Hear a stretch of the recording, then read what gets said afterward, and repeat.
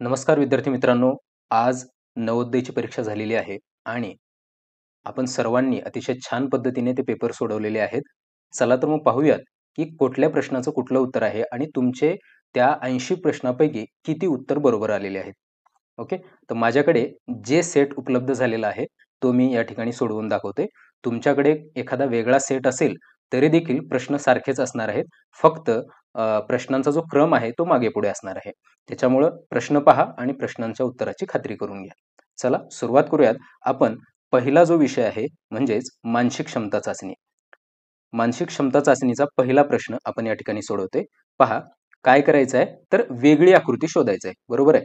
आता वेगळी आकृती 4 आकृत्या तुम्हाला दिलेल्या आहेत. पहिल्या आकृत्यामध्ये जर बघितलं इथं 3 रेषा आहेत, इथं 3 रेषा आहेत, इथं 2 रेषा आहेत, इथं 2 रेषा आहेत, इथं 3 रेषा आहेत, पण इथं 2 रेषा आहेत. म्हणजे उभ्या रेषा आणि आडव्या रेषा यांची संख्या सारखी आहे. फक्त ऑप्शन नंबर सी असा आहे ज्यामध्ये उभ्या 3 रेषा आहेत आणि आडव्या 2 रेषा आहेत. म्हणजे आपलं उत्तर काय आहे? Option number C. ठीक आहे. त्यानंतर दुसरा प्रश्न आहे. दुसऱ्या प्रश्नाचं उत्तर पहा. दुसरा प्रश्न जर आपण बघितला तर अशा प्रकारे उजवीकडे ॲरो आहे आणि हे त्याच्या उलट बाजूला एक टिंब आहे. आकृती घड्याळाच्या दिशेनं फिरत आहे बघा. घड्याळाच्या दिशेनं फिरत आहे आणि बाण आणि ते टिंब जे आहे रंगवलेलं, दोन्हीची दिशा वेगळी आहे. एक खाली झालं तर एक वर आहे. मग परत घड्याळाच्या दिशेनं फिरलं, परत घड्याळाच्या दिशेनं फिरलं. पण या ठिकाणी जर बघितलं तर या ठिकाणी गोल आपल्याला हवं होतं, पण इथं आलेलं आहे. म्हणजे वेगळी आकृती कोणती आहे? Option number D. म्हणजे दुसऱ्याचं उत्तर आहे ऑप्शन नंबर डी. त्याच्यानंतर तिसरा प्रश्न आपल्या समोर आहे. बघा आकृतीच्या मध्ये ए मध्ये एक चौकोन आहे त्याचे 4 समान भाग आहेत. सी मध्ये चौकोन आहे त्याचे 4 समान भाग आहेत. डी मध्ये देखील चौकोन आहेत त्याचे 4 समान भाग आहेत. फक्त ऑप्शन नंबर जर आपण बघितलं तर ऑप्शन नंबर बी आहे ज्यामध्ये जास्त भाग केलेले आहेत त्या चौकोनाचे. म्हणजे प्रश्न क्रमांक तिसऱ्याचं उत्तर आहे ऑप्शन नंबर बी. त्याच्यानंतर पुढची आकृती जर बघितली आपण तर बघा या ठिकाणी खालच्या बाजूला एक चौकोनाचं म्हणजे वर्तुळाचा एक भाग केलेला आहे आणि आतल्या बाजूला जरा रंगवले. तीच आकृती उलट झाली म्हणजे खालचा भाग वरच्या भागात गेला. इकडे डाव्या भागात आहे आणि इकडे उजव्या भागात आहे. असं काहीसं आहे. पण जर आपण बघितलं त्या वर्तुळाचा हा जो भाग आहे, हा या तिन्ही ए, बी, सी मध्ये सारखा आहे आणि डी मध्ये मात्र तशा प्रकारचा नाही. वर्तुळाच्या केंद्रबिंदूपासून पाहिजे होता, पण तो नाही. म्हणजे चौथ्याचं उत्तर आहे ऑप्शन नंबर डी. तर अशा प्रकारे हे झालं पहिल्या भागावरचे 4 प्रश्न. आता झाला भाग 2. त्याच्यातला 5वा प्रश्न आहे. पाहूयात. आता इथं काय करायचं आपल्याला बघा. प्रश्न आकृतीशी समान अशा आकृतीची म्हणजे समान आकृती आपल्याला या ठिकाणी शोधायची आहे. मग आता समान आकृती ही प्रश्न आकृती आहे आणि अशीच आकृती आपल्याला इथं शोधायची आहे. मग अशीच आकृती कुठे आहे? ऑप्शन नंबर बी मध्ये एक दिसत आहे, बी मध्येच आहे. म्हणजे इथं काही कन्फ्युजन नाही. तशा प्रकारची आकृती फक्त बी मध्येच आहे. त्यानंतर जर बघितलं तर 6वा प्रश्न आहे. 6व्या प्रश्नामध्ये एकीकडे बाण आहे आणि बाणाचं डाव्या बाजूला आहे. बरोबर आहे? मग कुठं आहे डाव्या बाजूला असलेली आकृती? ऑप्शन नंबर डी मध्ये. ए मध्ये पण आहे, पण दोन्ही बाजूला बाणाचं चिन्ह आहे. पण इथं खालच्या बाजूला बाणाचं चिन्ह नाही. म्हणून ऑप्शन नंबर डी. 6व्याचं उत्तर आहे ऑप्शन नंबर डी. त्याच्यानंतर 7वा. आता 7व्यामध्ये रंगवलेलं इथं रंगवले दिलं. रंगवलेला तर विषयच नाही. त्याच्यामुळे ऑप्शन नंबर सी कडे पाहायचं देखील नाही. खालच्या बाजूला इकडे एक आणि इकडे एक असे 2 भाग आहेत. ऑप्शन नंबर ए मध्ये आहे आणि ऑप्शन नंबर डी मध्ये आहे. पण ऑप्शन नंबर ए मध्ये काही एक्स्ट्रा भाग आहेत. ते आपल्याला धरायचे नाही. या प्रश्नाचं उत्तर आहे ऑप्शन नंबर डी. त्याच्यानंतर आहे प्रश्न 8वा. प्रश्न 8वा मध्ये बघितलं तर बघा खालच्या बाजूला 2 भाग आहेत. हा एक भाग, हा एक भाग. अशा प्रकारचे भाग असणारी आकृती एकतर ऑप्शन नंबर बी मध्ये आहे आणि ऑप्शन नंबर डी मध्ये आहे. पण हा इथं रेष जर बघितली एक वरच्या बाजूला आहे आणि एक खालच्या बाजूला आहे आणि तशी आकृती ऑप्शन नंबर बी मध्ये आहे. ओके. तर हा झाला भाग दुसरा. त्याच्यानंतर येतो प्रश्न भाग तिसरा. आता याच्यामध्ये काय करायचंय तर प्रश्न आकृतीच्या संरचनेत आढळणारे असे प्रश्न आकृतीच्या लुप्त भाग शोधायचा आहे. म्हणजे 3 भाग दिलेत आकृतीचे आणि एक भाग आपल्याला शोधायचा आहे. म्हणजे या ठिकाणचा भाग आपल्याला शोधायचा आहे. ठीक आहे. बघूयात आपण. प्रश्न आकृती तुमच्या समोर आहे. आता या ठिकाणी कुठल्या प्रकारची आकृती येईल? मग आता आकृती जर बघितली तर बघा अशा प्रकारची आकृती इथे यायला पाहिजे. जर आपण व्यवस्थित आकृतीचं निरीक्षण केलं तर. इथं गोल कुठे यायला पाहिजे? एक इथं असेल तरी एक गोल इथं असायला पाहिजे. म्हणजे इथं नाही हां. बघा हा गोल माझा चुकला. तर इथं असायला पाहिजे. हा गोल इथं असायला पाहिजे आणि तो रंगवलेला असायला पाहिजे. आता हा वजा खालच्या बाजूला आहे. हा वजा इथं वरच्या बाजूला येईल आणि रंगवलेला भाग असेल हा, कारण रंगवलेल्या भागाच्या उलट बाजूचा भाग रंगवलेला आहे. मालिका आकृती, अशी आकृती कुठं दिसत आहे आपल्याला? रंगवलेला भाग हा फक्त इथंच आहे बघा, ऑप्शन नंबर ए मध्ये. करेक्ट. म्हणून या प्रश्नाचं उत्तर आहे ऑप्शन नंबर ए. त्याच्यानंतर पुढचं जर बघितलं, प्रश्न 10वा. प्रश्न 10व्यामध्ये बघा, म्हणजे सेंटर पासून इकडे गेलेला आहे. हा इकडे गेला, हा त्याच्या उलट आहे, हा इकडं, म्हणजे अशा प्रकारची आकृती पाहिजे आपली या दिशेने. या दिशेने असलेली सेंटरला कुठे आहे? ऑप्शन नंबर बी मध्येच आहे फक्त. करेक्ट. प्रश्न 11वा त्यानंतर. आता 11वा, आपल्याला आकृतीची संरचना पूर्ण करायची असेल तर आपण अशा प्रकारे जोडून घेऊ शकतो. मधल्या भागामध्ये किती आहेत? 4 आहेत बघा, अशा प्रकारे 4 आहेत. आणि बाहेरच्या भागामध्ये किती आहेत? 3 आहेत. म्हणजे आधी एक अशी रेष मारली जाते आणि 3 आहेत. मग अशा प्रकारे कुठं आहे? ऑप्शन नंबर सी मध्ये आहे. ओके. त्याच्यानंतर प्रश्न 12वा. आता प्रश्न 12व्यामध्ये थोडं आपण काळजीपूर्वक बघितलं पाहिजे. आता इथं बघा, या भागामध्ये हे अशा प्रकारची रेष आहे आणि मोठ्या रेषेपासून असं खाली गेले. मोठी रेष इथं आहे. मग या मोठ्या रेषेपासून आपल्याला काय केलं पाहिजे? ही एक रेष काढली पाहिजे. ठीक आहे. आणि ही रेष इथं जोडली पाहिजे. अशा प्रकारची आकृती आहे ऑप्शन नंबर डी मध्ये. बघा, लुप्त भाग जेव्हा आपण शोधतो ते अशाच प्रकारे शोधतो. म्हणजे 3 भाग दिलेत, 4था भाग आपण तयार करून घ्यायचा त्या आकृतीमध्येच, आपल्याला बरोबर लक्षात येतं. ओके. त्याच्यानंतर आहे भाग 4था. ओके. आता भाग 4थ्यामध्ये आपल्याला काय करायचं आहे? तर उजव्या बाजू दिलेल्या उत्तर आकृत्यामधून अशी आकृती शोधून काढायची आहे, जी मोकळ्या सोडलेल्या प्रश्न आकृतीची जागा घेईल. म्हणजे 3 आकृत्या दिलेत, 4थी म्हणजे क्रम पूर्ण करायचा आकृत्यांचा. ओके. मग आता 13वा प्रश्न आहे. काय सांगतोय 13वा प्रश्न? 13व्या प्रश्नामध्ये आकृत्याचं निरीक्षण केलं तर आकृती अशी वळत आहे बघा, घड्याळाच्या दिशेनं. घड्याळाच्या दिशेनं काय होत आहे? वळत आहे. मग आता घड्याळाच्या दिशेनं वळत आहे म्हणजे हा जो भाग येईल आता, हा इथं जाईल. इथं गेलेला ऑप्शन नंबर ए पण आहे, ऑप्शन नंबर बी पण आहे, ऑप्शन नंबर सी पण आहे. मग आता हा त्रिकोण पण बघितला पाहिजे. 2 त्रिकोण. 2 त्रिकोण आधी इथं होते, इथं आले. आता इथून इथं गेला, इथून इथं गेला. आता काय असायला पाहिजे? एक इथं असायला पाहिजे अशा प्रकारे, आणि एक खालच्या बाजूला आला पाहिजे. मग खालच्या बाजूला असलेला कुठं आहे? खालच्या बाजूला इथं आहे बघा, ऑप्शन नंबर बी मध्ये आहे. या 13व्या प्रश्नाचं उत्तर आहे ऑप्शन नंबर बी. त्याच्यानंतर आहे 14वा प्रश्न. तर 14वा प्रश्न जर बघितला, 14वा प्रश्न देखील सेम घड्याळाच्या दिशेनं बदलत आहे. घड्याळाच्या दिशेनं हा जो बाण आहे तो घड्याळाच्या दिशेनं बदलत चाललाय. मग आता इथं आहे, तर आता कुठं असायला पाहिजे? या ठिकाणी असायला पाहिजे बघा घड्याळाचं.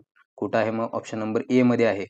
फक्त ए मध्येच आहे. त्याच्यामुळं सरळ सरळ आपलं 14व्या प्रश्नाचं उत्तर आहे ऑप्शन नंबर ए. ओके. त्याच्यानंतर बघा पुढचा आहे 15वा प्रश्न. 15वा प्रश्न. 15व्या प्रश्नामध्ये काय होते? आधी एक बाण आहे, त्याच्या खाली रेष आहे. थोडी ही रेष वाढायले आणि बाणाची दिशा बदलायली, म्हणजे बाण वाढला आणि तो उलट दिशेने झाला. त्याच्यानंतर परत थोडी रेष वाढली, आणखीन एक बाण वाढला. आता परत थोडी रेष वाढून आणखीन एक अशा प्रकारचा बाण पाहिजे. मग अशी आकृती कुठं दिसत आहे आपल्याला? ऑप्शन नंबर सी मध्ये. करेक्ट. इकडे एक बाण, नाही नाही चुकलं बघा, सी नाही. बघा, म्हणजे किती लहान निरीक्षण करावं लागतं आपल्याला. तर या ठिकाणी एक जर बाण हा बघितला आपण, तर इथं काय झालेलं आहे? हे दोन्ही बाण सारख्याच दिशेला आहेत आणि हे असं केलंय. इतकं छोटं निरीक्षण न केल्यामुळे उत्तर आपलं चुकलं असतं. पण या ठिकाणी काय? ऑप्शन नंबर बी याचं उत्तर आहे. एक इकडे गेलेला आहे, एक या साईडला, एक या साईडला आणि एक या साईडला आहे. करेक्ट. 15चं उत्तर आहे ऑप्शन नंबर बी. त्याच्यानंतर आहे 16. 16चं उत्तर काय येते बघूयात. 16चं उत्तर बघा, एक रेष आहे, त्रिकोण. हां, तर त्रिकोण वाढत आहेत बघा, अशा प्रकारे त्रिकोण. इथं 3 झाले, तर इथे 4 त्रिकोण यायला पाहिजे. 4 त्रिकोण ऑप्शन नंबर बी मध्ये आहेत. म्हणजे 16व्याचं उत्तर आहे ऑप्शन नंबर बी. त्याच्यानंतर भाग 5. त्याच्यानंतर आहे भाग 5. आता भाग 5 मध्ये काय करायचंय? तिसऱ्या व चौथ्या प्रश्न आकृतीमध्ये तसलेच नाते, म्हणजे पहिल्या 2 आकृत्यामध्ये जे नातं आहे, तेच तिसऱ्या आणि चौथ्या आकृत्यामध्ये आपल्याला शोधायचं आहे. ओके. तर पाहूयात मग 17वा प्रश्न. 17वा प्रश्न काय सांगतोय? पहिल्या 2 आकृत्यामध्ये काय संबंध आहे? पहिल्या 2 आकृत्यामध्ये अशा प्रकारे वर्तुळ जोडलेत आणि मध्ये रेषा आहेत. आता इथल्या रेषा गायब झालेल्या आहेत मधल्या. मग इथल्या रेषा, या रेषा गायब करा. कशा होईल मग? वर्तुळ राहील, अशा 2 हे असतील आणि इथं गोल असतील. अशा प्रकारे आकृती कुठे आहे? ऑप्शन नंबर सी मध्ये आहे. म्हणजे 17व्याचं उत्तर आहे ऑप्शन नंबर सी. त्याच्यानंतर 18वा प्रश्न. ओके. 18व्या प्रश्नाचं उत्तर आहे बघा, 4 रेषा आहेत आणि त्या मधल्या 2 रेषा जोडली की पुढची आकृती तयार झाली. इथं पण सेम करा, मधल्या 2 रेषा जोडून घ्या. कुठली आकृती मिळाली आपल्याला? ऑप्शन नंबर सी मधली. म्हणजे 18व्याचं उत्तर आहे ऑप्शन नंबर सी. ओके. त्याच्यानंतर आहे 19वा. आता 19वा थोडा काळजीपूर्वक बघा. इथं वर आहे, हा इकडल्या म्हणजे वरच्या डाव्या कोपऱ्याकडे होतं, खालच्या उजव्या कोपऱ्याकडे म्हणजे वरचं खालचं पण बदललं आणि दिशा पण डावीकडलं उजवीकडलं पण बदललं. आता इथं वरच्या उजव्या कोपऱ्याकडे आहे म्हणजे इथं खालच्या उजव्या कोपऱ्याला झाली पाहिजे आकृती. मग ए मध्ये पण तसेच, बी मध्ये पण तसेच, सी मध्ये पण तसेच आणि डी मध्ये सगळ्याच आकृत्यात सेम दिशा झालेली आहे. मग आता बदल काय झाला बघूयात आपण. ही रेष शेवटपर्यंत तशीच आहे, ही रेष शेवटपर्यंत तशीच आहे मधली, पण शेवटपर्यंतच आहे. इथं खाली पण गेले म्हणजे ही आकृती चुकली. हा इथं आहे, इथं पण खालीपर्यंत गेले म्हणजे ही आकृती चुकली. इथं अशी इथंपर्यंत यायला पाहिजे होती पण ती आली नाही म्हणजे हे पण चुकले. म्हणजे आपलं उत्तर आहे ऑप्शन नंबर बी. 19चं उत्तर आहे ऑप्शन नंबर बी. ओके. त्याच्यानंतर बघा 20व्याचं उत्तर. आता 20वा काय, 20वा सोपा आहे बघा. फक्त खालची दिशा वर झाली आहे आणि इकडे डावीकडली दिशा कुठे होईल, मग उजवीकडे होईल. कुठं आहे उजवीकडे दिशा? उजवीकडे दिशा आहे ऑप्शन नंबर सी मध्ये. म्हणजे 2 बाण आहेत, डावीकडचे उजवीकडे झाले आणि इथे हा त्रिकोण झाला. Option number C. 20व्याचं उत्तर आहे ऑप्शन नंबर सी. त्याच्यानंतर आहे बघा भाग 6. आता भाग 6 मध्ये काय करायचं आपल्याला, तर भौमितिक आकृती एक दिलेली आहे, त्या आकृतीला पूर्ण करायचं आहे. बरोबर आहे. म्हणजे एक आकृती दिलेली असते, ते मिसिंग पार्ट आपल्याला शोधायचा असतो आणि आकृती पूर्ण होईल अशी. मग 21वा प्रश्न काय सांगतो बघा. इथं जर आपण बघितलं तर हा चौकोन अशा प्रकारे तयार होईल. मग चौकोन अशा प्रकारे तयार होणारी आकृती कुठं आहे? ऑप्शन नंबर ए मध्ये आहे. म्हणजे 21व्याचं उत्तर आहे ऑप्शन नंबर ए. 22व्याचं उत्तर काय आहे बघूयात. 22व्याचं उत्तर जर बघितलं, ही आकृती आपण अशी कंप्लीट केली तर आपल्याला चौकोन कसा मिळेल? अशा प्रकारचा मिळेल आणि अशा प्रकारचा चौकोन आपल्याला कुठं दिसतोय बघा. हा चौकोन ऑप्शन नंबर ए मध्ये आहे. बघा हा चौकोन इथं बसला पाहिजे ना पार्ट, इथं बसणारा पार्ट हा फक्त इथं आहे. ऑप्शन नंबर ए मध्ये आहे. करेक्ट. चला पुढे जाऊयात. प्रश्न 23वा. आता प्रश्न 23व्याचं उत्तर काय आहे बघा. आता इथं सरळ सरळ चौकोन आहे, म्हणजे चौकोनाचा हा पार्ट जर आपण कनेक्ट केला तर आपल्याला ही मधली आकृती जी आहे ती कुठं दिसते तुम्हाला बघा. ऑप्शन नंबर सी मध्ये मिळते बघा. 23व्याचं कुठं मिळते? ऑप्शन नंबर सी मध्ये मिळते. त्याच्यानंतर ऑप्शन नंबर 24, सॉरी प्रश्न क्रमांक 24. आता हा प्रश्न क्रमांक 24 जर बघितला तर अशी आकृती तयार होते आणि अशी आकृती आपल्याला कुठं दिसत आहे? इथं बघा, इथंपर्यंत सेम आहे पण खालची बाजू वेगळी आहे ही, त्याच्यामुळे ऑप्शन नंबर ए नाही. ऑप्शन नंबर बी येते बघा. ऑप्शन नंबर बी. जर आपण आकृतीचं निरीक्षण केलं तर बी जो आहे तो पार्ट आपण आता काढल्यासारखा आहे. हा जो पार्ट आपण बनवला तो सेम बी सारखा आहे, म्हणून 24व्याचं उत्तर आहे ऑप्शन नंबर बी. त्याच्यानंतर चालू होतं भाग 7. आता या भाग 7 मध्ये आपल्याला आरशातील प्रतिमा शोधायच्या आहेत. आरशातील प्रतिमा म्हणजे काय? तर आरशातील प्रतिमेमध्ये डावीकडच्या गोष्टी उजवीकडे जातात. बरोबर आहे. आणि वरचं वरीच आणि खालचं खालीच असं राहतं. मग त्याच्यासाठी सोपी पद्धत काय? तर प्रश्नपत्रिकेच्या मागच्या बाजूला, म्हणजे आपण जर बघितलं तर या ठिकाणी मी प्रश्नपत्रिका आहे ते दाखवतो. अशा प्रकारे जी प्रश्नपत्रिका असते, तर प्रश्नपत्रिकेचं जी आकृती आपल्याला आरशाची प्रतिमा शोधायची त्याच्या मागच्या बाजूला जी आकृती दिसते ती आकृती मागच्या बाजूला जशी दिसते त्याची प्रतिबिंब, ते आरशातील प्रतिमा असते. ओके. तर मग या ठिकाणी जर आपण बघितलं तर या 25व्याचं उत्तर काय येईल? तर बघा हा बाण इकडे डाव्या बाजूला आहे, हा इकडे उजव्या बाजूला जाईल. उजव्या बाजूला कुठं? ए मध्ये गेलाय, सी मध्ये गेलाय आणि डी मध्ये पण गेलाय. त्याच्यानंतर हा त्रिकोण हा इकडे उजव्या कोपऱ्यात येईल. ओके. उजव्या कोपऱ्यात आलाय का? ए मध्ये पण आलाय, ह्याच्यात पण आलाय आणि डी मध्ये पण आलाय. ओके. त्याच्यानंतर हा वरचा भाग इकडे दोन्हीकडे सेमच आहे, त्याच्यामुळे हे दोन्हीकडे सेमच राहील. ए मध्ये पण सेम आहे सगळीकडे. मग आता हा रंगवलेला भाग, हा रंगवलेला भाग कुठं राहील? हा डावीकडे आहे, हा उजवीकडे. वरचा असाच राहील, वरच्याच बाजूला राहील पण उजवीकडे राहील. मग कुठं आहे? ए मध्ये पण आहे, बी मध्ये, सी मध्ये पण आहे आणि डी मध्ये पण आहे. पहा सगळ्याच आकृतीत आहे. मग आता वेगळं काय आहे याच्यामध्ये? बघा काय वेगळं दिसतंय, कुठं वेगळं दिसतंय आपल्याला? ओके. तर याच्यामध्ये काय असायला पाहिजे, हा जो रंगवलेला त्रिकोण आहे बघा, हा तो इथं वरच्या बाजूला आहे, इकडं पण वरच्याच बाजूला राहील. इकडे पण काय राहील? हा इथं खालच्या बाजूला गेला बघा रंगवलेला भाग, म्हणून हा नाही. इथं वरच्या बाजूला आहे, इथं वरच्या बाजूला आहे पण इकडच्याच बाजूला आहे, डाव्याच बाजूला आहे. इथं उजव्या बाजूला होता, सॉरी इकडे डाव्या बाजूला होता, इकडे उजव्या बाजूला, म्हणजे याचं ऑप्शन नंबर ए यायला पाहिजे. 25चं काय यायला पाहिजे? Option number A. काय काय केलं समजलं? बघा बघायचं काय होतं, तर आपल्याला शेवटी अडचण आली होती या चौकोनाला, म्हणजे खालच्या भागाला. हा डाव्या बाजूला वरच्या भागात रंगवलेला आहे. मग आता रंगवेल कुठं, तर वरच्याच भागात पण उजव्या बाजूला, अशा प्रकारे. आणि तो कुठं होता, आपल्याला कुठं सापडला, ऑप्शन नंबर ए मध्ये. चला पुढचा प्रश्न जाऊयात. म्हणजे 25व्याचं उत्तर आपल्याला मिळालं ए. ठीक आहे. ज्याला प्रश्नपत्रिका आहे, प्रश्नपत्रिकेच्या मागच्या बाजूला आपल्याला सोपं जाईल. आता मला इथे स्क्रीनवर करता येत नाही म्हणून मी तसं बनवून सांगतोय. पण जर तुम्ही प्रश्नपत्रिका घेतलात तर मागच्या बाजूला जी आकृती दिसेल त्या आकृतीचं प्रतिबिंब, त्याला जर तुम्ही आखलात तर व्यवस्थित दिसेल. चला 26वा प्रश्न. 26वा प्रश्न सेम आहे, वरली बाजू सेम राहील, फक्त इकडली डावीकडची बाजू इकडे जाईल. मग इकडे गेलेली आकृती आहे ऑप्शन नंबर ए मध्ये. ओके, 26व्याचं उत्तर आहे ऑप्शन नंबर ए. त्याच्यानंतर आहे 27वा. तर 27व्यामध्ये वरची बाजू वरीच, खालची बाजू खालीच. फक्त बदल काय होईल, डावीकडलं उजवीकडं, उजवीकडलं डावीकडं. मग आता हा इकडं डावीकडे आहे, हा उजवीकडे जाईल, हा उजवीकडे डावीकडे. म्हणजे मला वाटतं आकृतीत बदल होणार नाही बघा, जशी आकृती दिसेल आपल्याला तशीच आहे ही आकृती. अशी समोर पण तशीच दिसेल आणि आरशात पण तशीच दिसेल. कुठली, 27 नंबरची. त्याच्यामुळे 27चं उत्तर आहे ऑप्शन नंबर सी. 28. आता 28 पण बघा, हा यम इकडे येईल, बरोबर आहे, उजवीकडला यम इकडे येईल, पण यम डावीकडे गेला का आणि उजवीकडे गेला काय, तो तसाच दिसणार आहे बघा. हा यम ओ आणि हा टी इकडे जाईल, म्हणजे टी ओ एमच्या ऐवजी काय दिसेल, यम ओ टी दिसेल, जे आहे ऑप्शन नंबर ए मध्ये. ओके, 28चं उत्तर काय आलं, ऑप्शन नंबर ए. त्याच्यानंतर जाऊयात भाग 8.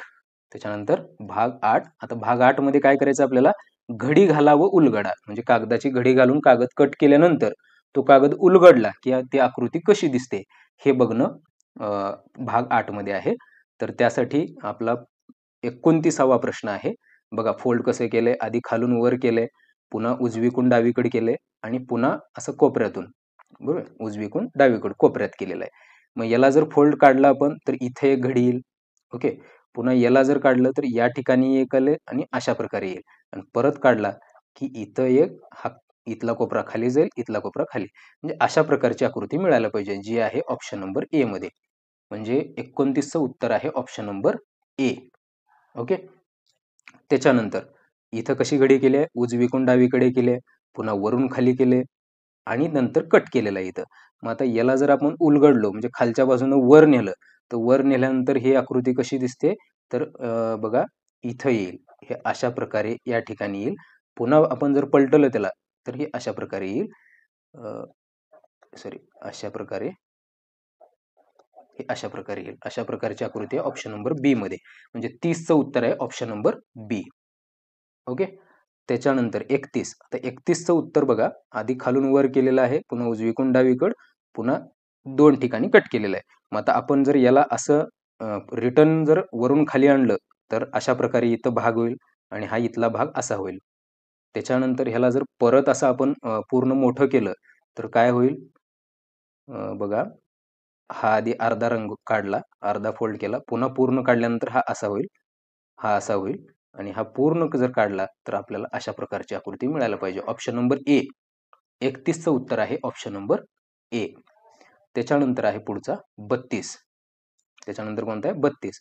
खालून वर फोल्ड केलाय, उजवीकडून डावीकड आणि 2. आता जसं आपण फोल्ड केलो तसंच उलगडत जायचं. आता उजवीकडून डावीकडून फोल्ड केला होता, आपल्याला उलट जायचं, इकडे गेला. इकडे गेल्यानंतर आपल्याला काय मिळेल, तर हा गोल इथला इथं येईल आणि हा गोल कुठे दिसेल, इकडे दिसेल. परत उलट केला की हा इकडे दिसेल. अशा प्रकारची आकृती कुठे आहे, ऑप्शन नंबर सी मध्ये आहे. म्हणजे 32चं उत्तर आहे ऑप्शन नंबर सी.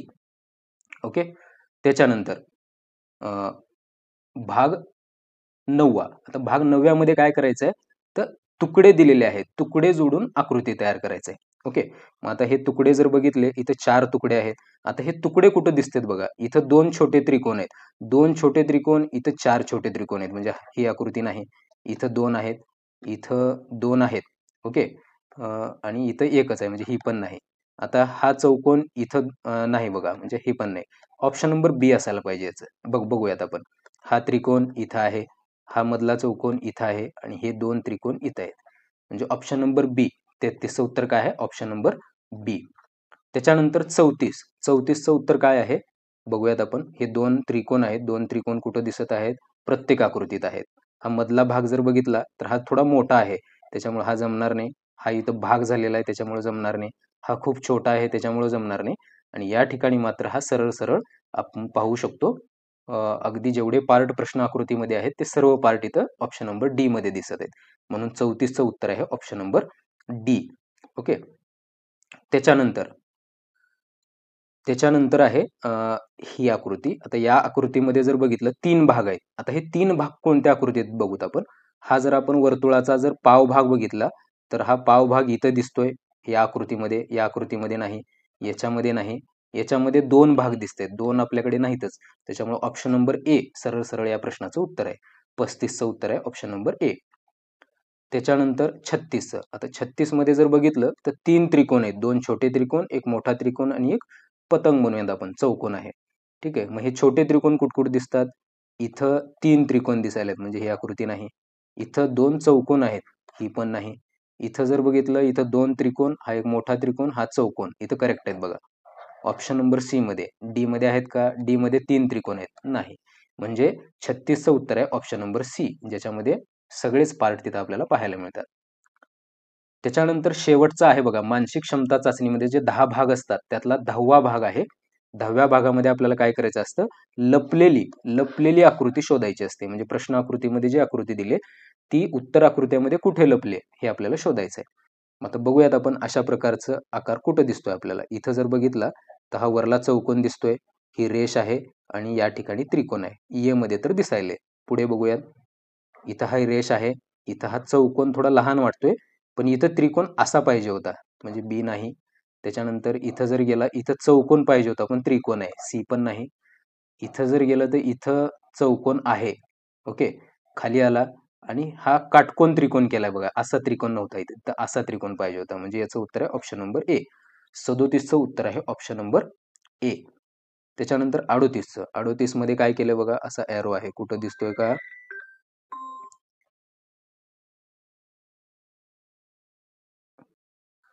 ओके.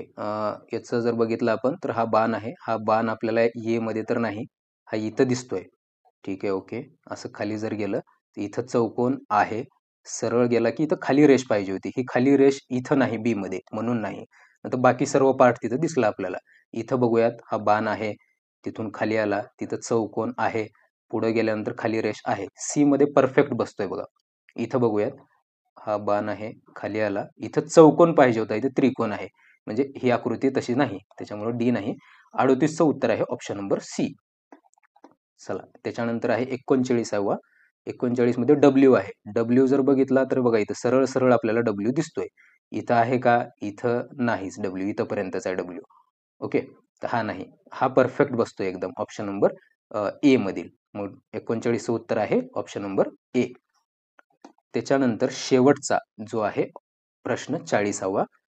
खाली एक चौकोन आहे आणि वरी त्रिकोण आहे. अशा प्रकारे इथं जर बघितला तर इथं चौकोन आहे, पण हा त्रिकोण खूप मोठा आहे, त्याच्यामुळे हे उत्तर नाही. इथं चौकोन आहे पण त्रिकोण इकडल्या बाजूने मोठा आहे, हा पण नाही. इथं चौकोन आहे आणि हा वरी त्रिकोण देखील आहे. ऑप्शन नंबर सी हे 40व्याचं उत्तर आहे. म्हणजे अशा प्रकारे आजच्या नवोदय परीक्षेमध्ये, म्हणजे नवोदय परीक्षा 2024 मध्ये जे प्रश्न मानसिक क्षमता चाचणीमध्ये विचारले होते त्या सर्व प्रश्नांची उत्तरं आपण या ठिकाणी सांगितलेले आहेत. पहा तुमचे किती बरोबर आले आणि ठरवा तुमचा स्कोर कितीपर्यंत जाऊ शकतो. ओके. यानंतर बघूया गणिताचे.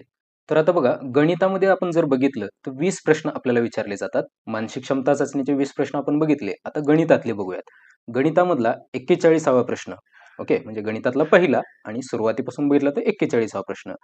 पुढील बार डायग्राम मध्ये वेगवेगळ्या देशाच्या क्रिकेट संघाने खेळलेल्या सामन्यांची संख्या दाखवण्यात आलेली आहे. ऑस्ट्रेलियाच्या संघाने पाकिस्तानच्या संघापेक्षा किती अधिक सामने खेळले आहेत.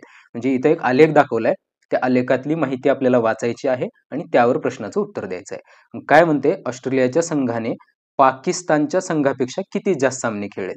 मग आधी आपल्याला त्या संख्या काढाव्या लागतील. आता पाकिस्तान कुठं आहे? इथं आहे. पाकिस्तानच्या संघाने किती सामने खेळलेत बघा, पाकिस्तानचा जो स्तंभ आहे त्यानुसार जर बघितलं तर पाकिस्तानने किती केले आहेत. पाकिस्तान जर बघितलं तर 24 सामने खेळलेत आणि ऑस्ट्रेलिया जर बघितलं तर बघा, हा ऑस्ट्रेलियाचा अशा प्रकारे इकडे रेष आहे, 32 आहेत. ओके, म्हणजे ऑस्ट्रेलिया 32 आहेत. मग 32 सामने ऑस्ट्रेलियानं आणि पाकनं 24. मग कोण जास्त खेळले? ऑस्ट्रेलियाने खेळलाय. किती खेळलाय बघा 24. जर कमी केलं आपण तर 12 मधून 4 गेले 8, 1 0 म्हणजे 8 सामने ऑस्ट्रेलियाने जास्त खेळले. मग आता 41चं उत्तर काय आलेलं आहे ऑप्शन नंबर ए जे आहे 8. ओके, तर अशा प्रकारे आपल्याला काय करायचं हा आलेख म्हणजे पहिल्यांदाच हा घटक समाविष्ट झालाय बघा नवोदयच्या परीक्षेमध्ये. आलेख हा घटक जो आहे तो या वर्षीपासूनच यावर प्रश्न विचारले जाऊ लागले. ठीक आहे, तर मग काय आलं प्रश्न 41व्या प्रश्नाचं उत्तर आलं ऑप्शन नंबर ए. त्याच्यानंतर जर आपण पुढे गेलो तर पुढचा आहे बघा, पुढचा देखील जो प्रश्न आहे तो देखील याच वर्षी काय झालेला आहे ऍड झालेला आहे. ओके, बघूयात आपण काय आहे. तर बघा एक कोन दिलंय, एक आकृती आपल्याला दिलेली आहे आणि त्या आकृतीचं निरीक्षण करून आपल्याला काय करायचं आहे, आकृती थोडी झूम करतो मी म्हणजे तुम्हाला ती व्यवस्थित वाचता येईल. ओके, अशा प्रकारे आणि मी त्याचं उत्तर इथंच काढतो. इथं बघा जर आपण बघितलं तर वर्तुळाचं जर कोनाच्या मापाची बेरीज केली सर्व म्हणजे वर्तुळाचं जे माप असतं अंशामध्ये जर आपण काढलं तर ते असतं 360 अंश. किती असतं 360 अंश हे असतं त्याचं माप. ओके, मग आता इथं जर बघितलं तर हा एक समजा आपण वर्तुळ घेऊयात. तर वर्तुळामध्ये हे सर्व कोन आहेत. मग या सर्व कोनांच्या मापाची बेरीज किती असायला पाहिजे 360 असायला पाहिजे. मग इथं कोन AOB, कोन BOC, कोन COD आणि कोन DO यांच्या मापाची बेरीज काढा आपल्याला. मग आधी आपण कोन AOB चं माप घेऊयात. कोन AOB किती आहे AOB x आहे बघा, आहे की नाही x आहे. त्याच्यानंतर दुसऱ्या कोनाचं माप घेतो कोन BOC म्हणजे हा कोन आहे 2x. ठीक आहे, त्याच्यानंतर जर आपण बघितलं तर कोन COD तिसरा कोन आहे बघा, हा C हा O हा D म्हणजे 4x हे या कोनाच्या मापाची बेरीज झाली. त्याच्यानंतर जर बघितलं तर DOE हा कोन याच्या मापाची बेरीज आहे 6x. ओके, आणि उरलेला जो कोन आहे EOA ह्याचं 100 आहे. मग याचं 100 आहे म्हणजे ह्या बाकीच्यांचं किती असायला पाहिजे 360 मधून हे जर 100 कमी केलो आपण तर उरतात 260. हे कुणाच्या मापाची बेरीज आहे तर या उरलेल्या सर्व 4 कोनाची म्हणजे हे झालं 260. मग आता किती झालं तर 2 बघा 6 आणि 4 10 आणि 2 12 आणि 13 म्हणजे ह्या सर्व कोनाच्या मापाची बेरीज झाली 13x. 13x बरोबर 260. तर x बरोबर किती झालं 13 1 13 13 2 26 म्हणजे 20 झालं. x च्या मापाची बेरीज किती आली 20. मग x 20 आहे बरोबर आहे म्हणजे AOB आला 20. त्याच्यानंतर BOC 2x आहे. 2x म्हणजे किती 40. 4x म्हणजे 4 2 8 80 आणि 6x म्हणजे 6 2 12 120. 20 40 80 आणि 120 असं माप आहे. कुठं आहे ऑप्शन नंबर ए मध्ये आहे. म्हणजे आपल्याला त्या प्रश्नाचं उत्तर मिळाले. 42वा जो प्रश्न आहे त्या प्रश्नाचं उत्तर काय मिळालं आपल्याला ऑप्शन नंबर ए. समजलं. त्याच्यानंतर बघा पुढचा प्रश्न आहे 43वा. पुढचा प्रश्न कोणता आहे 43वा. 3009 नाही तर एकक दशक शतक हजार 10,000 म्हणजे 30,009 ही संख्या आहे. आता 30,009 म्हणजे काय म्हणते मग 30 10,000 आणि 9 दशक 9 दशक तर नाही ना 9 एकक जागी आहे. 9 शतक पण येणार नाही 9 दशक पण येणार नाही म्हणजे सरळ सरळ आपण जर 9कड बघितलं तरी देखील आपल्या प्रश्नाचं उत्तर मिळतं ऑप्शन नंबर सी. म्हणजे 43चं उत्तर आहे ऑप्शन नंबर सी. 43चं उत्तर काय मिळालं आपल्याला ऑप्शन नंबर सी मिळालं. ओके, त्याच्यानंतर जाऊयात आपण 44 कडे. आता 44 काय सांगतो जर दोन कोनाची बेरीज एक विशाल कोन आहे. दोन कोनाची बेरीज आता कोन आपल्याला माहित आहेत लघुकोन काटकोन विशाल कोन आपल्याला माहित आहे. मग विशाल कोन कोणाला म्हणतात ज्या कोनाच्या मापाची बेरीज 90 पेक्षा जास्त असते. 90 पेक्षा जास्त असते त्याला आपण काय म्हणतो विशाल कोन म्हणतो. मग आता कोणत्या दोन कोनाच्या मापाची बेरीज विशाल कोन होऊ शकते आणि कोणता पर्याय अशक्य आहे ते ओळखायचं आपल्याला. मग एक काटकोन आणि एक लघुकोन घेऊन बघा. काटकोन म्हणजे 90 आणि लघुकोन म्हणजे समजा एक 10 अंशाचा कोन घ्या. किती झाला 100. 100 म्हणजे विशाल कोन म्हणजे हे वाक्य बरोबर आहे. दुसरं एक विशाल कोन आणि एक लघुकोन. विशाल कोन म्हणजे 90 पेक्षा जास्त. 100 अधिक एक लघुकोन घ्या 20 घ्या. किती झाला 120. हा झाला का नाही हा झाला. ओके, हा पण झाला ना विशाल कोन म्हणजे हे पण बरोबर आहे. दोन लघुकोन आता लघुकोन म्हणजे 10 असू शकते 20 असू शकते 90 पेक्षा सगळे खालचे. मग 10 अधिक 10 जर घेतलो तर 20 होईल. म्हणजे दोन लघुकोन घेऊन एक विशाल कोन तयार होईल का तयार होणार नाही. म्हणजे हे जे आहे हे अशक्य आहे. ऑप्शन नंबर सी 44चं उत्तर काय आहे ऑप्शन नंबर सी आहे. त्याच्यानंतर बघा 45चं 45चं जर आपण बघितलं तर सुमितचे वजन 107 किलोग्रॅम आहे आणि संजयचे वजन 82 किलोग्रॅम आहे. दोघांचे वजन नजीकच्या दशकापर्यंत विचारात घेतले तर दोघांच्या वजनातील तफावत किती असेल? तफावत म्हणते. मग आता वजन आपल्याला सरळ सरळ घ्यायचं आहे का? नाही. तर त्याला नजीकच्या दशकापर्यंत न्यायचं आहे. दशक म्हणजे 10च्या पटीत न्यायचं आहे. मग आता 107 याच्या जवळची 10ची पट कोणती? 110. 10 जवळ येईल का 100 जवळ? एक तर पुढे 10 जावं लागेल 10 येईपर्यंत, नाहीतर मागे जावं लागेल. मग आपल्याला कोणतं सोपं जाईल? 107च्या पुढे जाणं सोपं जाईल. मग याला आपण घेतलं 110. आता 82 आहे. 82ला 90 केलेलं सोपं जाईल का 80 केलेलं सोपं जाईल? 80 केलेलं सोपं जाईल, कारण जवळ आहे 80, म्हणून 80 केलं. मग आता यांच्यातली तफावत म्हणजे फरक विचारते. मग 110 मधून 80 गेले की झालेले 0, 11 मधून 8 गेले 3, 30 आलं. म्हणजे तर त्या दोघांच्या वजनातील तफावत किती आली? 30 किलोग्रॅम आली, जे आहे ऑप्शन नंबर ए. बघ 45चं उत्तर आपल्याला मिळालं. त्याच्यानंतर बघा 46चं. 46चं उत्तर बघूयात आता आपण. एका चौरसाची प्रत्येक बाजू तिच्या 1/3 कमी केली. ओके, 1/3 काय केली म्हणते? कमी केली. एक सेकंड, या बाजूला करूयात आपण.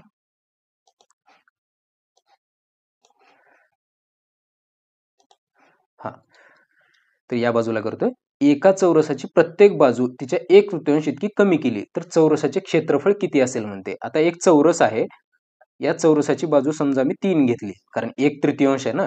आता 1/3 जर भागाकार करायचं म्हणलं तर आपल्याला 3च्या पटीत सोपं जातं जरा, म्हणून मी काय केलो, या चौरसाची बाजू 3 घेतलं. मग आता याची बाजू 3 होती, तर त्याची बाजू किती कमी करायची आहे? या 3च्या 1/3. 3च्या 1/3 म्हणजे 1/3 न कमी केली. मग 3च्या 1/3 किती झाला? 3 न भाग घातला, कटला, राहिला काय शिल्लक? फक्त 1. म्हणजे या चौरसाची बाजू आधी 3 होती, आता काय केली? 1 केली. 1/3 कमी केली ना. मग 3 असताना त्याचं क्षेत्रफळ किती होतं? चौरसाचे क्षेत्रफळ म्हणजे बाजूचा वर्ग. मग बाजूचा वर्ग म्हणजे किती? 3चा वर्ग. किती झाला? 3चा वर्ग झाला 9. आता किती झालं? बाजू आता मिळालाय 1. 1चा वर्ग बरोबर किती झाला? 1. मग किती फरक झाला? आधी बघा 3 असताना 9 होता आणि आता 1 असताना 1 झालाय. फरक किती झाला? आधी 9 होतं, आता 1 झालाय. म्हणजे 1/9 असं उत्तर यायला पाहिजे, जे आहे 46चं ऑप्शन नंबर डी. मग 46चं उत्तर आपल्याला काय मिळालं? ऑप्शन नंबर डी मिळालं. ओके, त्याच्यानंतर बघा पुढचं जर आपण बघितलं, पुढचं घेऊयात आपण.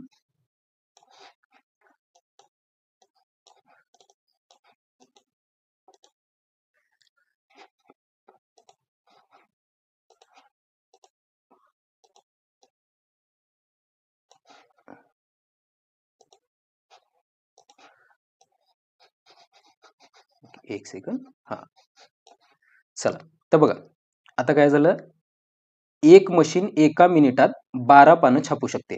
ओके, एका मिनिटात 12 पानं छापते एक मशीन. तर एका तासात किती छापेल? काय करायला लागलं आपल्याला? एका मिनिटामध्ये 12 पानं. मग एका तासात किती मिनिट असतात? 60 मिनिट असतात.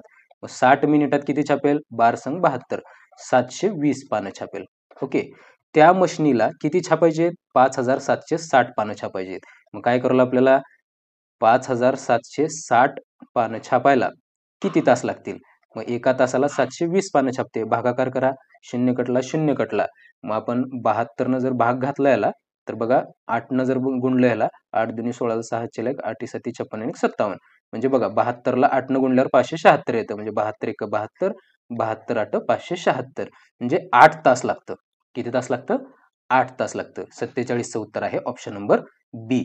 ओके, त्याच्यानंतर बघा 48वा प्रश्न आहे. 48वा काय म्हणतोय बघूयात आपण.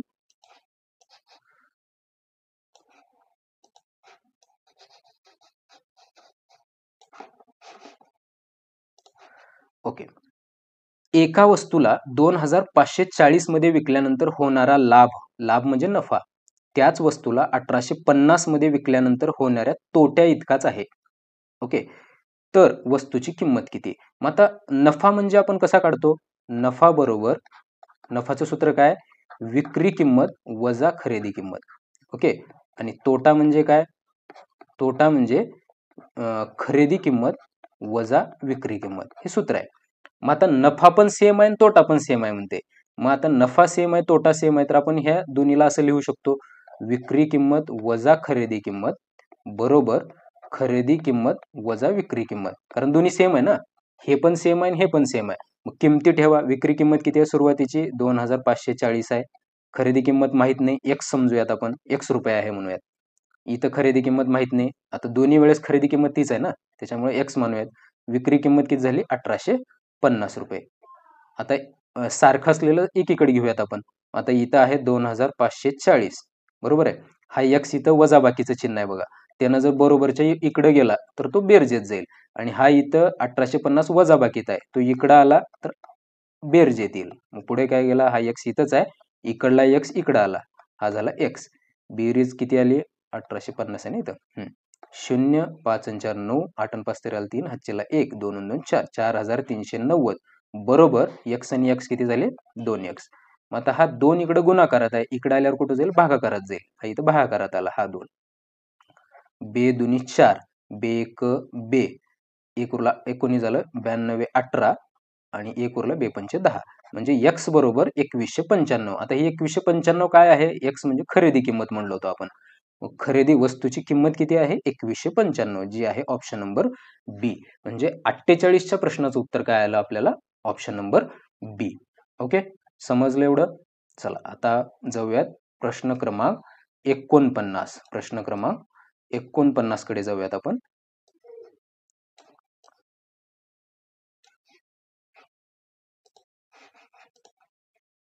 बर, तर या ठिकाणी काय केलंय, अपूर्णांक दिलेले आहेत, पूर्णांकयुक्त अपूर्णांक दिलेत प्रश्न क्रमांक 49 मध्ये, ते आपल्याला सोडवायचं आहे. सोडवून घेऊयात आपण. तर 5.3/8 गुणिले 8.1/8 वजा 3.1/8 गुणिले 5.5/8 अशा प्रकारे. ओके, तर पूर्णांकयुक्त अपूर्णांकाला अपूर्णांकात करा. 8 पंचे 40 आणि 3 43/8 गुणिले 8 8 64 आणि 65/8 वजा 8 त्रिक 24 आणि 25/8 गुणिले 8 पंचे 40 आणि 5 45/8. याला काय केलो आपण, पूर्णांकयुक्त अपूर्णांकात केलो. आता अपूर्णांकाचा गुणाकार दिलाय, इथं एक गुणाकार इथे गुणाकार. गुणाकार आपल्याला येतो, अपूर्णांकाचा गुणाकार कसं करतो, अंशांशाचा गुणाकार आणि छेदाछेदाचा गुणाकार. मग अंशांशाचा गुणाकार किती झाला 43 गुणिले 65. गुणाकार करून घ्या. 5 त्रिक 15ला 5, हातचेला 1, 5 चोक 20 आणि 1 21, शून्याला 3 त्रिक 18ला 8, हातचेला 1, 6 24 आणि 25, किती झाली 5 8 आणि 1 9, 5 आणि 2 7 2, 2795. 2795 आणि खाली आला 8 8 64 वजा. ओके, हा गुणाकार झाला, या गुणाकाराला मी कट करतो.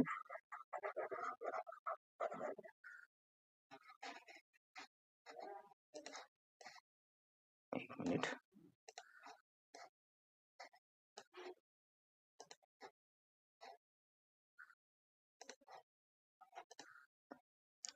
ओके, त्याच्यानंतर बघा पुढचं काय आहे, 25 गुणिले 45 आहे.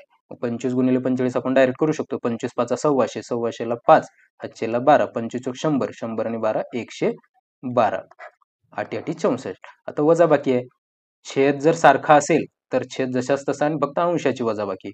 2795 वजा 1125 वजा बाकी करा, किती येईल, 5 मधून 5 गेले 0 राहिले, 9 मधून 2 गेले 7 राहिले, 7 मधून 1 गेले 6 राहिले, 2 मधून 1 गेलं 1 राहिलं.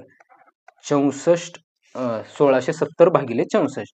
आता आपल्याला काय करावं लागेल, थोडा 64चा पाडा तयार करावा लागेल. 64चा पाडा तयार करून घेऊयात आपण. 64 1 64, 64 दुनी 2 चौक 8, 2 सख 12, 128, 64 त्रिक 3 चौक 12 2, हातचेला 1, 3 सख 18 आणि 19, 64 चौक 4 चौक 16, 6 हातचेला 4 सख 24 आणि 25, 64 5 5 चौक 20ला 0, हातचेला 2 5 सख 30 आणि 2 32. ओके, इथपर्यंत बस होईल. बघूयात आपण. मग 167 ला भाग घालायचा आहे. 64 दोन्ही 128, किती राहिलं 30, 2 30 आणि 30 60, 32, 32 आणि 7 39 राहिलं. मग 39 राहिलं तर किती झाले 0, 390 झालं. 390 कुठं आहे, 390 नाही, 320 न जातो आणि कुठं जातो तो 25 ला जातो बघा. कुठं जातो 25 ला, 25 ला नाही 26 ला पण जायला पाहिजे. 6 न जर 6 चौक 24 ला 4, हातचेले 2, 6 6 36 आणि 2 38, 384 करेक्ट. म्हणजे 6 न भाग गेला. तर दशांशमध्ये येतो आता 26 पॉईंट दशांश आला पाहिजे, पण आपल्याला काय म्हणले जवळपास उत्तर किती येईल म्हणते. कुठं जवळपास, मग जवळपास किती आलं 26 पॉईंट कितीतरी आले. मग आपलं उत्तर आहे ऑप्शन नंबर बी. ओके, कोणत्या प्रश्नाचं उत्तर आहे 49चं. कशाचं उत्तर आहे 49चं उत्तर आपल्याला मिळालं ऑप्शन नंबर बी जे आहे 26. कारण हे दशांश मध्ये आपल्याला काढायचं नव्हतं, आपल्याला कशात काढायला सांगितले, आपल्याला उत्तर सांगितले जवळपास उत्तर काढा. ओके, त्याच्यानंतर बघा ऑप्शन नंबर प्रश्न क्रमांक 50. एका पुस्तकाची किंमत 100 रुपये आहे. पुस्तक विक्रेता 3 पुस्तके 275 रुपयाला विकतो. म्हणजे एक पुस्तक 100ला आहे, तर 3 पुस्तकाची किंमत किती 300 रुपये झाली, बरोबर आहे. पण त्यांनी 3 पुस्तकं विकले कितीला 275ला विकले. मग त्याला नफा झाला का तोटा झाला. 300 रुपयाला घेतली होती आणि विकली 275ला, तोटा झाला, कमीला विकलेत ना तिने. मग 10 मधून 5 गेले 5, हातचा 1, 7 आणि 1 8, 10 मधून 8 गेले 2, हातचा 1 0, म्हणजे 25 रुपये त्याला काय झाला तोटा झाला. आहे का 25 रुपये तोटा आहे. तर 50चं उत्तर आहे ऑप्शन नंबर डी. त्याच्यानंतर 51वं. एका संख्येतील अंकाची बेरीज त्या संख्येतून वजा केल्यास हाती आलेली संख्या नेहमी डॅश डॅशने विभागता येईल. बघा आता याच्यासाठी संख्या आपल्याला दिली नाहीत, आपण मनाने घेऊयात. एका संख्येतील अंकाची बेरीज, बघा आता समजा एक संख्या घेतलो मी 25. आता या 25 मधील अंकाची बेरीज किती झाली 5 आणि 2 7. एका संख्येची अंकाची बेरीज त्या संख्येतून वजा केल्यास म्हणजे 25 आणि ह्या दोन्हीची बेरीज 7 वजा केलं किती आलं 18. ओके, 15 मधून आले 8, हातचा 1 18 आलं. याला कशाने भाग जाईल, आता याला 2 ने पण भाग जातो 9 ने पण भाग जातो. मग आता ऑप्शन नंबर ए आहे का डी आहे. अनेक संख्या घेऊन बघू. आपण घेऊयात आता 18. आता घेऊयात 18. मग आता 18 संख्या आहे, संख्येतील अंकाची बेरीज झाली 9 आणि 18 मधून 9 गेले किती आले 9. आता ह्याला 9 ला 2 न भाग जाईल का नाही, म्हणजे ऑप्शन नंबर ए येणार नाही. म्हणजे कोणतीही संख्या घ्या, तिच्या अंकाची जर बेरीज केली आणि ती बेरीज जर मूळ संख्येतून वजा केली तर येणाऱ्या संख्येला कितीने भाग जातो 9 ने भाग जातो, जे आहे ऑप्शन नंबर डी. म्हणजे 51चं आहे उत्तर ऑप्शन नंबर डी. त्याच्यानंतर बघूयात 52 नंबर. आता 52 नंबरला थोडं आपल्याला भागाकार करावा लागेल, त्याच्यामुळे मी हे थोडं पुसून घेतो. ओके, चला आपल्याला मोकळा जागा लागेल, घेऊयात आपण. आता बघा 31.716 आहे. 31.716. आता 31.716 म्हणजे काय, हे 31 पूर्ण आहे. मग दशांश अपूर्णांकामध्ये देखील 31 पूर्ण येईल आणि दशांशच्या पुढे फक्त हा अपूर्णांकाचा भागाकार येईल. मग आपण हे 31ला कशाला बघायचं, आपण फक्त या 716चा भागाकार करूयात. मग 16ला 7ला भाग घालायचा आहे, 7 येत नाही, 70 येते का 16च्या पाड्यात येते की 16. ओके, 16 चोक 64, किती राहिलं 6 उरलं. मग आता 6ला भाग जात नाही, 60 झालं. 16 सोबत 16 त्रिक 48, 16 चोक 64, 16 त्रिक 48, 31 नंतर 4 3, 31.43 कुठं आहे ऑप्शन नंबर 3 मध्ये आहे बघा. म्हणजे 52चं उत्तर काय यायला पाहिजे ऑप्शन नंबर सी. ओके, 52चं उत्तर आपल्याला मिळालं. त्याच्यानंतर काय आहे 53. 53चा प्रश्न काय सांगतो बघा. एक अपूर्णांक तसाच किंवा समान राहतो जर, बघा एक अपूर्णांक आहे, समजा मी 3/5 हा अपूर्णांक घेतलो, एकाच संख्येची भर अंश आणि छेद यात घातली तर, म्हणजे याच्यामध्ये जर एकच संख्या जर आपण मिळवली तर तो अपूर्णांक सारखाच राहतो. राहतो का 2 2 4 बेत्रिक 6 राहत नाही. म्हणजे अंशात आणि छेदात बेरीज केल्यानंतर तो अपूर्णांक सारखा राहत नाही, तर काय केल्यावर राहतो, अंशाला आणि छेदाला एकाच संख्येनं गुणल्यावर किंवा भागल्यावर तो अपूर्णांक तसाच राहतो आणि ते आहे ऑप्शन नंबर सी. बघा आपल्याला जे पाहिजे होतं तो आहे ऑप्शन नंबर सी. एकाच संख्येने अंश किंवा छेद यांना गुणाकार केल्यावर आणि तोही शून्य वगळता काय असतो, तो अपूर्णांक सारखा असतो. त्याच्यामुळं या प्रश्नाचं उत्तर आहे ऑप्शन नंबर सी. त्याच्यानंतर आहे पुढचा प्रश्न, प्रश्न कितवा 54वा. प्रश्न 54वा. 30 किलो मिठाईतून 2/3 किलो वजनाचे मिठाईचे किती बॉक्स तयार होतील. मग आता बघा 30 किलो वजनाच्या 10 किलोची मिठाई केली तर आपण काय करतो, त्याला काय करतो 10 न भाग घालतो, म्हणजे 30चे 10 न भाग घालतो, बरोबर आहे. मग याला पण भाग घालूयात आपण. कुणाला 30ला 30 आहे 2/3 किलो वजनाचे, 2/3 किलो वजन म्हणजे किती होतील बघा. आपण जर याला केलो आपण 2/3 किलो किती होईल 3 0 0 3 संग 18, 3 संग 18 म्हणजे जवळपास 600 ग्रॅम झाल्याने होईल. तर बघा भाग घालतो आपण, असं घेऊयात. आता काय करूयात, 10चे जर बॉक्स करायचे झाले 10 किलोचे, तर आपण भाग घालतो. मग याला 30ला जर आपण भाग घातला तर काय होईल, 2/3. मग आता 30ला 2/3 आला तर काय होईल, हा 3/2 येईल असा. मग हे गेला 15 आणि 15 गुणिले 3 काय झालं, 15 त्रिक 45. 45 काय होईल, 45 आहे का, आहे बघा. ऑप्शन नंबर डी आहे. Option number D. म्हणजे 30 किलो मिठाई आहे, त्याचे जर 2/3 किलो वजनाचे जर आपण मिठाईचे बॉक्स तयार केले तर किती बॉक्स तयार झाले पाहिजेत, 45 बॉक्स तयार झाले पाहिजेत, जे आहे ऑप्शन नंबर डी. इथं आपल्याला काय करायचं आहे, त्या जेवढ्या वजनाचं सांगितलंय त्याच्यानं आपल्याला भाग घालायचा आहे. ओके, त्याच्यानंतर जाऊयात आपण पुढच्या प्रश्नाकडे, जो आहे 55 झाला ना आपला, नाही 55 राहिलाय.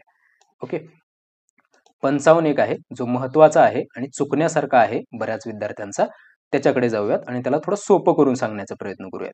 आता बघा, इथं त्यानं भागाकार करून दिलंय. काय केलंय, 4392 ला 3.66 न भाग घातला तर भागाकार 1200 येतो. म्हणजे आपल्याला भागाकार करत बसायचं नाही, फक्त दशांश अपूर्णांकाचं सोडवायचं आहे. मग आता काय करायचं मला, 439.2 याला 36.6 न भाग घालायचा आहे. मग आता काय करूयात, दोन्हीच्या बघा, इथं पण एक नंतर दशांश, इथं पण एक नंतर. याला जर मी 10 न गुणलो तर काय येतं, हा दशांश गायब होतो. गायब करूयात आपण दशांश. अंशाला आणि छेदाला जर एकाच संख्येनं गुणलं तर आत्ताच आपण बघितलं अपूर्णांकामध्ये काही फरक पडत नाही. झालं. मग आता जर याला भागलो तर उत्तर काय यायला पाहिजे आपलं, बघा उत्तर याचं यायला पाहिजे 12. कसं, याला 12 न गुणून बघा, ज्याच्यानं आपण भाग घालणार त्याला जर 12 न गुणलं तर उत्तर येईल. येते का बघूयात. 12 संग 72 ला 2 हातचीला 7, 12 संग 72, 72 आणि 7 39, 39 ला 9 हातचीले 7, सॉरी 39 ला 9 हातचीले सॉरी एक मिनिट, 12 संग 72 ला 2 हातचीले 7, 12 संग 72 आणि 7 79, सॉरी 79 हातचीला 7, 12 त्रिक 36, 36 आणि 7, 7 आणि 7 13, 43. आलं बघा, आलं ना. तर या प्रश्नाचं उत्तर यायला पाहिजे 12, जे आहे ऑप्शन नंबर ए. म्हणजे 55चं उत्तर आपल्याला मिळालेलं आहे ऑप्शन नंबर ए. त्याच्यानंतर बघूयात 56चं उत्तर. 56चं काय आहे ते बघूयात आपण. एक आयताकार प्लॉट आहे, त्याचं क्षेत्रफळ आहे 616 वर्ग मीटर, त्याची रुंदी आहे 22 मीटर आणि प्लॉटच्या चारी बाजूला 7.50 मीटर प्रति मीटर या दराने कुंपण घालायचं, एकूण खर्च किती म्हणते. म्हणजे आपल्याला क्षेत्रफळ दिलं आहे त्याचं आणि रुंदी दिले, आपल्याला काय करावं लागेल, कुंपण घालायचं म्हणजे त्याची परिमिती काढावं लागेल. मग आधी आयताचे क्षेत्रफळ दिले, त्याच्याहून लांबी काढूया. आयताच्या क्षेत्रफळाचं सूत्र माहिती आहे तुम्हाला, काय आहे आयताच्या क्षेत्रफळाचं सूत्र, लांबी गुणिले रुंदी. आयताचे क्षेत्रफळ किती आहे, आयताचे क्षेत्रफळ 616 आहे, लांबी माहित नाही, रुंदी किती दिलंय, 22 दिलंय. मग 22 न भाग घाला, 616 भागिले 22 किती झाला, 22 1 22, 22 2 44. ओके, मग 44 6, 10 16 आणि 17, 176 झालं. 22 8 76 म्हणजे लांबी किती झाली, लांबी किती झाली, 28 झाली. मग आता लांबी माहित आहे, रुंदी माहित आहे, परिमिती आपण काढू शकतो आयताची. मग आयताची परिमिती किती झाली, 2 कंसात लांबी अधिक रुंदी किती झाली, 2 कंसात 28 अधिक 22, 2 गुणिले 8 झाले 0, हाचीला 2 2 4 5, म्हणजे परिमिती झाली 100. म्हणजे जर पूर्ण आपण ते प्लॉट बघितला तर त्या पूर्ण प्लॉटची लांबी आहे 100 मीटर आणि मग भाव काय आहे, प्रति मीटर 7.50 आहे. मग 100 ला जर 7.50 न आपण गुणलं तर किती मिळतं आपल्याला, 2 नंतर दशांश इकडे जाईल, म्हणजे 750, 750 रुपये इतकं येईल. कुठं आहे, ऑप्शन नंबर डी. 56चं उत्तर मिळालं आपल्याला ऑप्शन नंबर डी. तर यासाठी क्षेत्रफळाचे सूत्र वगैरे म्हणजे परिमिती हे माहित पाहिजे आपल्याला, बरोबर आहे. आणि नवोदयाला आपल्याला तो घटक आहे पण, आहे की नाही, क्षेत्रफळ परिमिती या गोष्टी आहेत.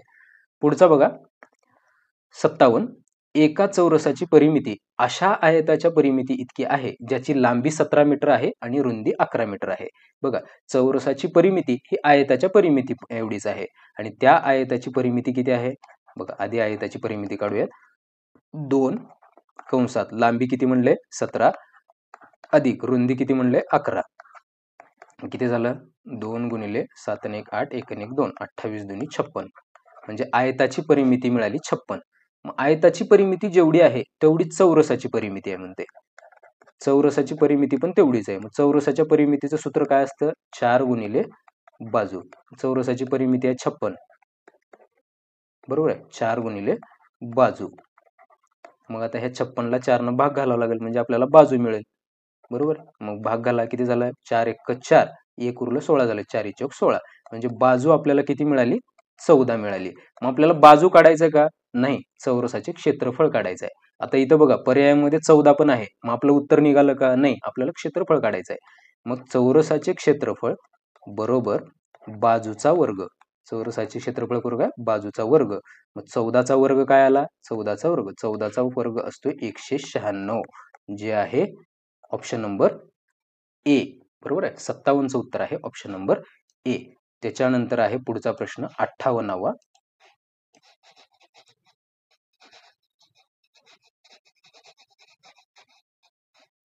ओके, 58वा आहे. आता 58वा अतिशय काळजीपूर्वक बघा, थोडा चुकण्यासारखा आहे.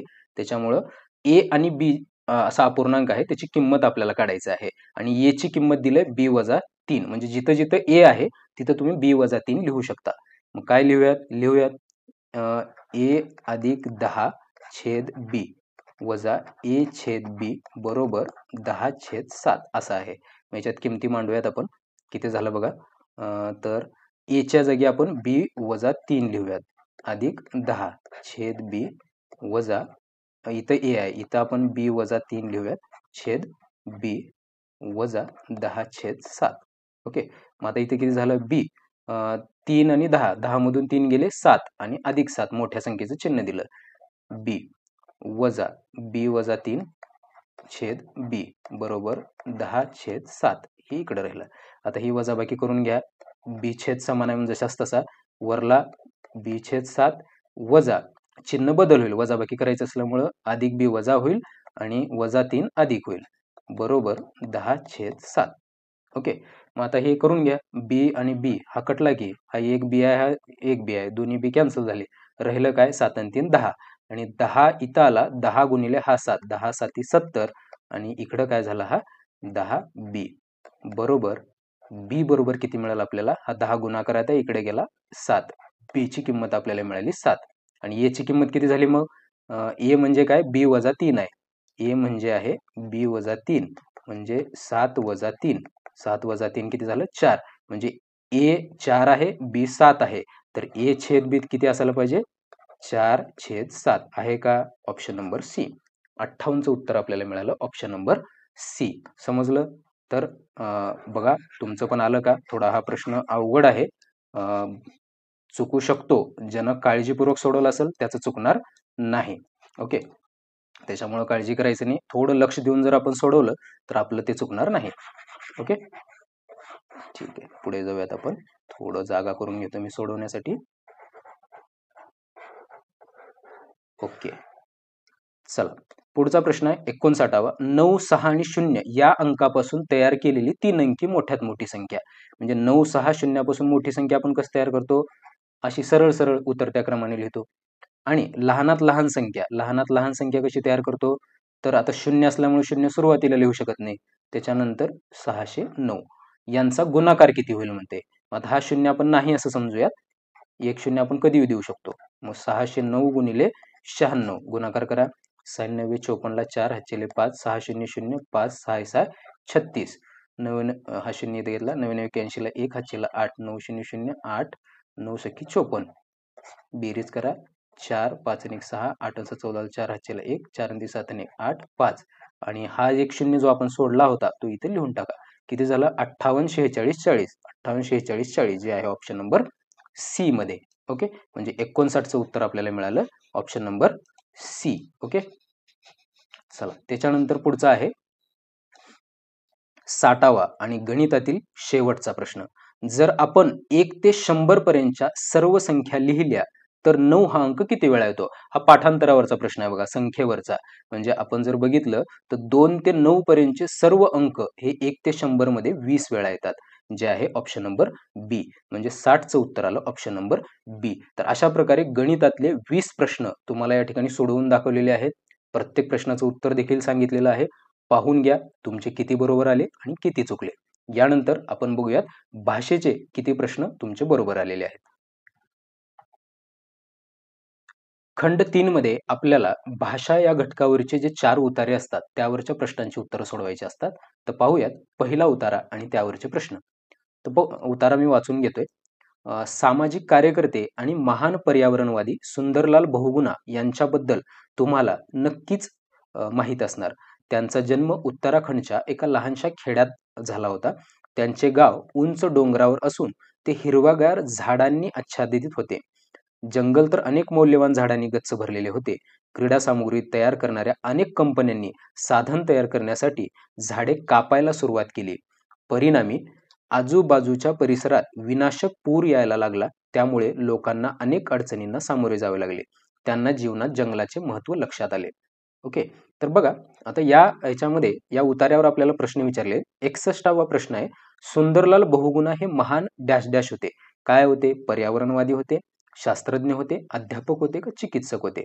तर या प्रश्नाचं उत्तर आहे पर्यावरणवादी. म्हणजे सुंदरलाल बहुगुणा हे पर्यावरणवादी होते. 61चं उत्तर आहे ऑप्शन नंबर ए. त्याच्यानंतर 62चं उत्तर आहे बघा, त्यांचे गाव डॅश डॅश आच्छादित होते. काय होते? दाट वनराईने, तपकिरी जंगलाने, हिरव्यागार झाडांनी का कोरड्या जंगलाने? तर याचा आहे हिरव्यागार झाडांनी, जे आहे ऑप्शन नंबर सी. पुढचा प्रश्न आहे 63वा, झाडे कापल्यामुळे डॅश डॅश यायला लागला. विनाशक पूर यायला लागला, तुडुंब पाणी यायला लागले, दुष्काळ पडायला लागला का प्रकाश झोत? तर विनाशक पूर यायला लागला. 63चं उत्तर आहे ऑप्शन नंबर ए. 64चं उत्तर आहे, सुंदरलाल बहुगुणा हे डॅश डॅश आहे. आता सुंदरलाल बहुगुणा आपण उतारा वाचला. काय होतं ते? सामान्य नाम होतं, समुदायवाचक नाम होतं, भाववाचक नाम होतं का विशेष नाम होतं? तर ते होतं विशेष नाम. ते एका व्यक्तीचं नाव आहे आणि जेव्हा एखाद्या व्यक्तीचं नाव असतं ते विशेष असतं, म्हणून त्याला विशेष नाम म्हणूयात आपण. त्याच्यानंतर बघा 65वा, मौल्यवानचा समानार्थी पर्याय. मौल्यवान म्हणजे असा ज्याचं मूल्य आपल्याला सांगू शकत नाही आपण, इतकं जास्त आहे, म्हणजे त्याला बहुमोल असं म्हणतो आपण. म्हणजे 65चं उत्तर आहे ऑप्शन नंबर सी. ओके, त्याच्यानंतर पुढचा उतारा आहे बघा. पुढचा उतारा आपण वाचूयात, परिच्छेद क्रमांक 2. विनम्रता एक मोठा गुण आहे. याचा अर्थ विनम्र, शांत आणि शालीन असणे. हे गर्विष्ठपणाच्या विपरीत आहे. विनम्रतेमुळे आत्मनियंत्रण मिळवता येते. अशी व्यक्ती हट्टी नसते. ती इतरांकडून सल्ला घेते आणि त्यांच्या अनुभवातून शिकते. ती स्वयंपूर्ण असते. विनम्र व्यक्ती स्वतःच्या चुका आणि उणिवा हसत हसत स्वीकार करते. ती सहजासहजी रागावत नाही. अशी व्यक्ती आत्मकेंद्री नसते, त्यामुळे ती विचारवंत असते. बघा, उतारा आपण वाचलाय. उत्तर प्रश्न बघूयात. 66वा प्रश्न आहे, विनम्रता हा एक काय आहे? मोठा गुण आहे, अमंगळ आहे, पाप आहे का दोष आहे? साहजिकच या प्रश्नाचं उत्तर आहे ऑप्शन नंबर ए. विनम्रता हा एक मोठा गुण आहे. विनम्रता म्हणजे उद्धट असणे, विनयशील असणे, क्रूर असणे का दयाहीन असणे?